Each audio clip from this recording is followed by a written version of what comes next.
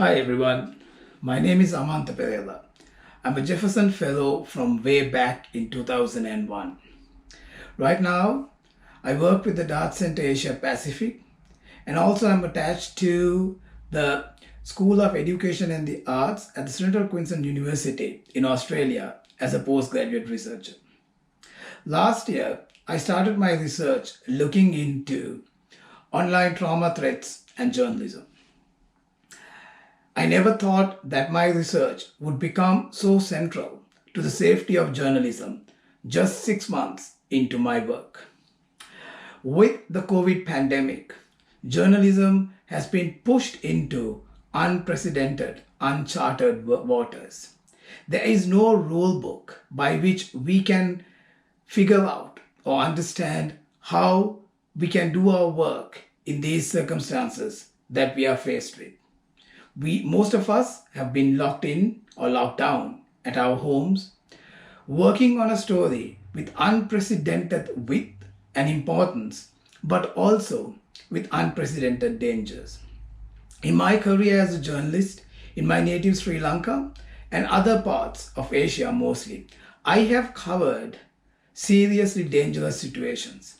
But in all of them, be it the civil war in my country, the tsunami, or other situations, there was always a safe place that I could reach to. Physically, mentally, there was always a safe place where I felt safe. With this pandemic, there is nothing like that. Wherever we work from, whatever story that we work from, if it's connected to the pandemic, there is a danger that we all face. With that, the online trauma threats that we face have reached unprecedented levels. Why? Because it is online resources that we use now for our work to gather our information, to contact sources, to disseminate our work, and also to engage with our audiences. Because of these threats, we need to take care of ourselves and our mental safety like never before. This video is intended to be an introductory video on these threats. Firstly, we need to look at where we work, how we work, and what we work on. In terms of where we work, we need to look at whether our workspace is conducive to safety and is a safe working environment for us. We need to look at what type of stories that we do, whether these stories are overwhelming, and whether, because working on them unrelentingly is driving us to a situation where we cannot work safely. We also need to look at with whom we are working with, not only our sources, but also our loved ones and those who we are close to, with whom now we are forced to work with. We need to take a look at all these things.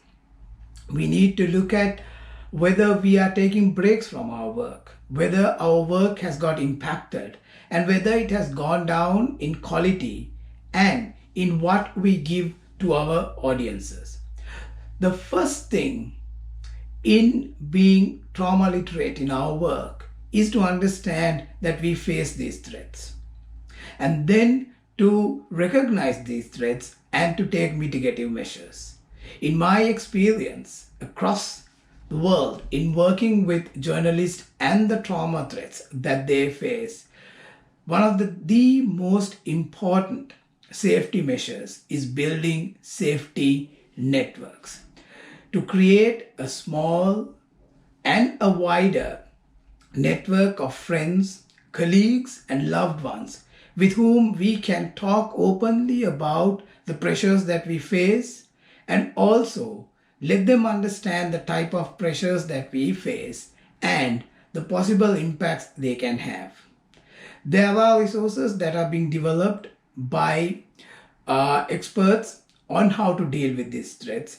The Dart Center has a list of resources that you can use, and I would suggest that you go and have a look at these things and try to apply what is necessary and what is appropriate.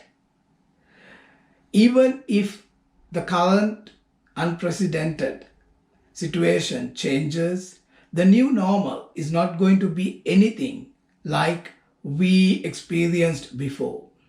Some of the changes that have been forced upon us because of the pandemic are likely to remain at least for a short time. And so are online trauma threats.